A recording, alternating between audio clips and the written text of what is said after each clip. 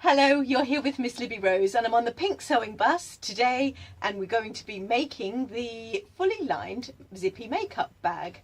Now this is a grown-up version of the mini makeup bag that I created for the Hobbycraft driving tests that I'm sure many of you have tried once, especially those that have come onto my sewing classes. We often make that one. It's the little makeup bag with the base in the bottom.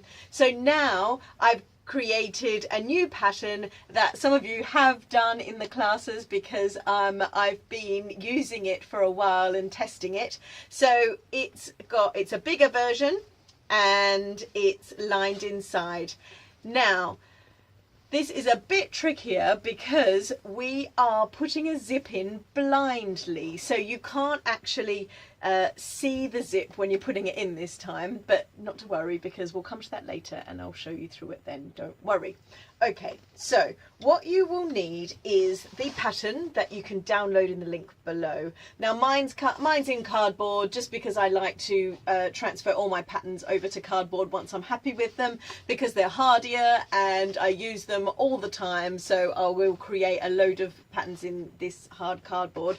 And I guess I'm just used to it from my days of pattern cutting and fashion, because I would always be creating new patterns. You sort of draw them out in paper, and then when you get the design really well, then you pop it onto cardboard, and normally you put a little circle in the little punch hole in the corner, and then you can hang it up nicely. I've yet to be able to hang all of these patterns because they normally go into the baskets and then they're out and about on the pink sewing bus. But anyway, I am digressing quite a bit here, so let's get back to the point at hand. So you have your pattern piece from the download, and you will cut this out in two pieces of fabric because you will want the outside and the inside. Now, remembering if you have done the smaller version of this, it is one piece and it folds around on itself. So when choosing your fabric, you might want to think about that. Choose some spots or some checks or something that doesn't have a certain direction. Now, some beautiful fat quarters have got all their patterns going in one direction. So say these lovely trees from one of the Hobbycraft fat quarters, the trees are all going up and down, so they're not directional. They are one directional. They are not topsy-turvy, upsy-downsy with the pattern repeat. So it's all one way. So if you were to cut this in the trees, then when you turn it upside down on the other side, the trees would be the other way. And it's absolutely fine if that's fine with you. I'm just letting you know in advance before you cut your fabric that one side will be the right way and one side won't be. Of course, you could always create a seam in the bottom, and I know that some of my ladies have done that in their classes, that, you know, just so that they both are going the same way up. Anyway, I'm not going to go into that because that could get a bit more technical, especially if there is beginners watching this, so I will not confuse it too much. So that's just one thing, the same. So the love on this is absolutely beautiful, but the word love is all written the same way, and all the beautiful birds are up the same way. So it would go upside down if it was going on the other side. So if you choose some, you know, like I've got the chevrons here and plain orange on the inside of this one, and what I've cut for the one that we're doing today, I've got the cool spots and some gingham to go inside. Now again, as I like to make things just that little bit more fancy, I have put some embroidery. So I'm really into embroidery at the moment, and I've been using Janome embroidery machines on my classes, and I know that a lot of you have really got into it as well. I've been putting words, because I'm still training on the embroidery machine. I am obsessed with it, so every spare minute I'm doing more training on it. But at the moment I'm really into writing words and just doing the inbuilt pictures that are built in with the machine. So I've got, and actually with the kids classes we've been writing out, so I've been allowing the kids to choose what words that they'd like to put on theirs. And like, I don't know if any of you have seen recently, I've been putting pictures up of them, and my favourite one just the other day was "I love cats and bats," which is just so cool. I mean, why not? And it was just a brilliant thing to write on her makeup bag, and that's what she did. We set the machine up, and that's what she had written on hers. So I've got all that sparkles for my makeup bag. And I've done that in advance. So anything that you want to create to put on top of, then you put that on now. So you cut out your pieces, and if you wanted to put some applique, you could use some Bond to Web or some Heat and Bond to iron on some pictures, with some fabric pictures, and then sew around that. I have got another video that is all about applique pictures. You could do that, but do it now. So any of those things, do them now. Cut out your 2 pieces, and then you will need your zip that will go along the top here. So you've got zip, 2 pieces of fabric, scissors, your sewing machine, a zip foot to put the zip in, and I think that's really all you'll need. Just your sewing essentials as well. So if you get those things together, and then I'll see you back here and we'll get sewing.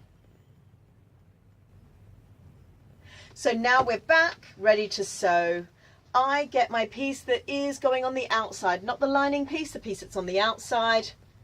I take it, I go to the top, I get my zip. Now I put my zip so it's inside out, so it's the wrong way. It's facing the fabric, so it's right sides together. Can you see this bit's flapping down here? That's how it should be. The edge of the zip along the top of there, it's right sides together. The zip pull is here, okay? Right sides together.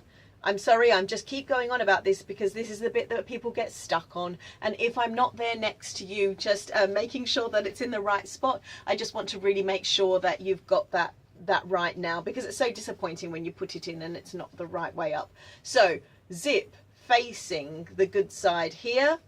Zip puller is looking at me. If your zip is slightly too long, like you can see that mine is, I've just got one side off the edge. I've put the zip puller off the edge there because it's just easier if the zip puller's out of the way. And I've lined it up along the top. Then I want to put my pins in perpendicular to the line. So say this is my horizontal line. I'll be sewing horizontally along that line. I'm going to put my pins in vertically, up and down, pin heads well away. So put pins in along here, up and down. It's much easier to pull them out as you're sewing along. So if you're ready, put this here. Don't put the pins in just yet, but you will put the pins in that way. So line that up like that. If you're happy that you've lined it up, then put your other piece right sides together. Okay, it's all about the right sides together. So lining it up along the top, so you've got these 2 fabrics right sides together, and in between there is your zip facing the outside fabric. So it's right sides together onto the outside fabric. If I'm holding it like this, there's the lining that is right sides together with this fabric. If I'm holding it like this, the zip pulley I can still see here, all right? So that's right sides together to the outside. And now you put your pins in. So along this top line, as I said, perpendicular. So putting this, you're going to be sewing along this horizontal line, putting your zips in up and down along there. So get your pins in, get your zip foot ready, and then we're ready for this first line.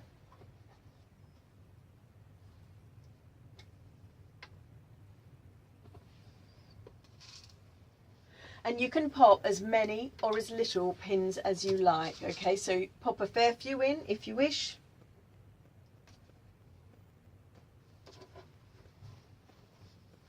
And then we're ready to sew. Now, this is what I mean by sewing blindly. I can't see the zip that I'm about to sew.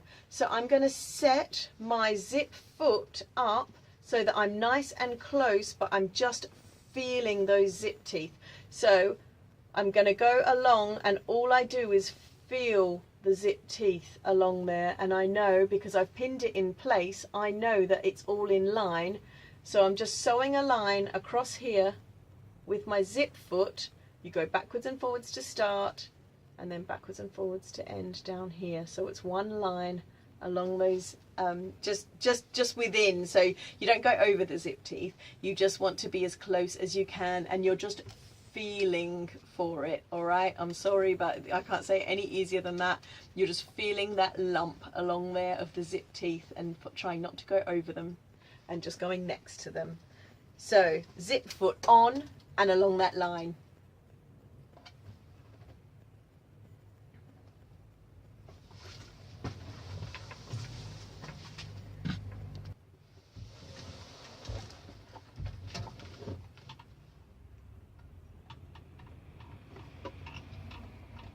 So away we go, taking the pins out as I go. I'm feeling the zip teeth going along.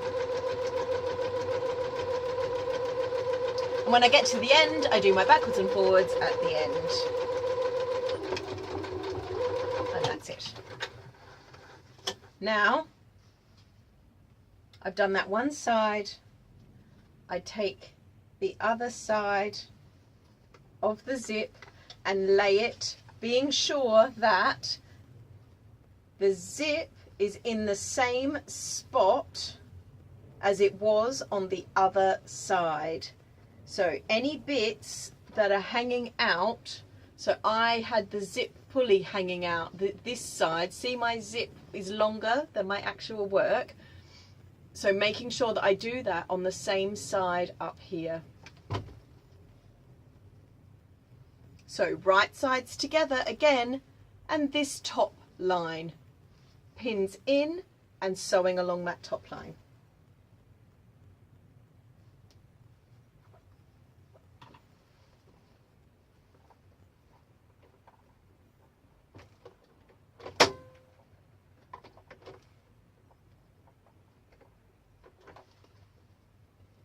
Again, you are sewing blindly, so you can't actually see your zip. So you're just feeling for the lump of the zip teeth. So I'm going along. I've done my backwards and forwards to start, and off we go.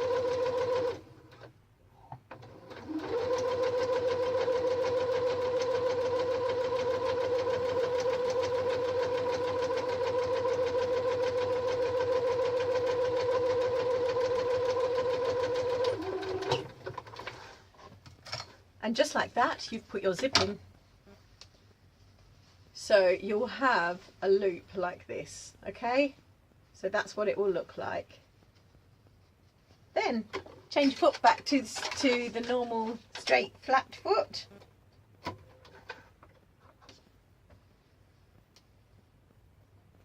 And zip your zip halfway. Don't close it. Please don't close it, but don't leave it fully open as well, because you want to make sure that any zip, so your zip puller isn't hanging off the edge here, otherwise you will sew it out and you won't be able to sew, you won't be able to zip the zip up. So halfway, you can see halfway, I've closed the zip halfway. So half open, half closed. And then I'm like this. You're going to sew along this line. Leave these boxes open.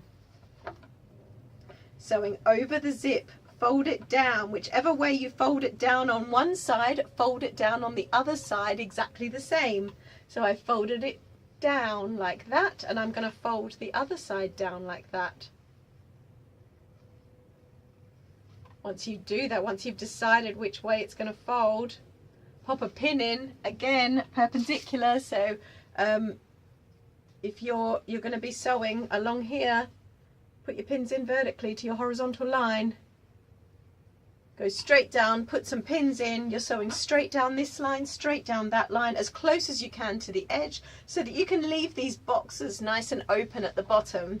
So those, you want the bigger boxes that you can, the better, okay? Straight along and straight along, please. Backwards and forwards to start, always.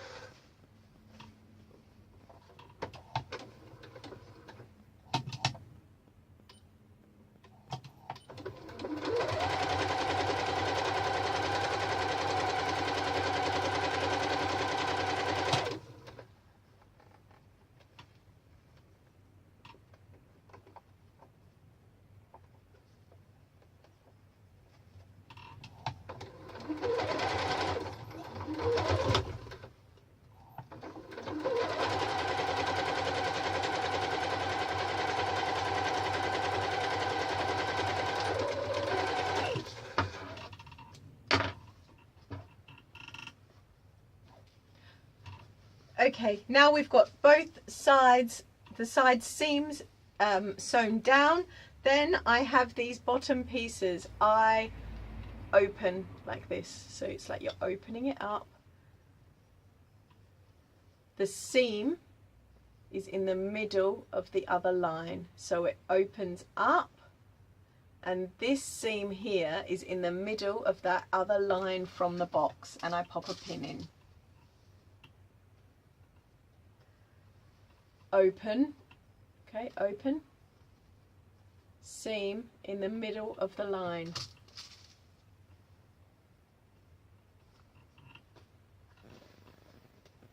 This is now over to my lining side. Open, seam is in the middle of the other line.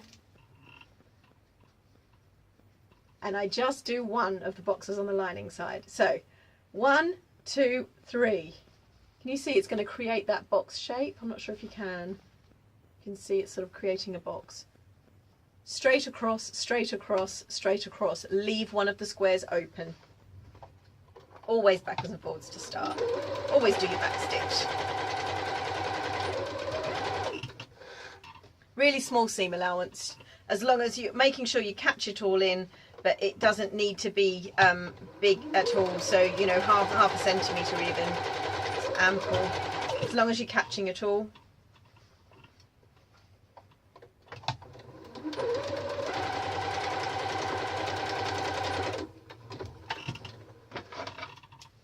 Now pins out, trim off all your threads.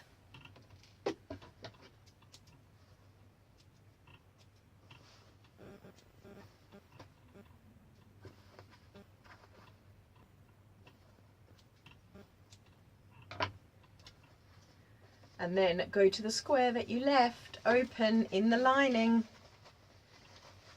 And this is where it really matters that you've left that zip half open as well. And that is where you're going to turn the whole thing through. So you've got one hole in the bottom, push, push, push. I love this in videos when I'm trying to push it through. Ah, voila, just like that. Right, so it's all turned through.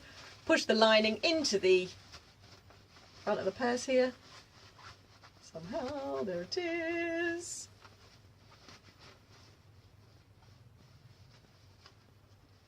Oh, that's just beautiful. Okay, so when you sew in the zip, you don't have to worry about it the finishing of it on the end, because it kind of turns into this sort of rounded off zip, which makes it easier, because when you're doing zips in fashion, when you're doing zips at the bottom of seams and things, everybody knows that that's the most difficult part. So when you're doing this, it's nice because it's just built in there.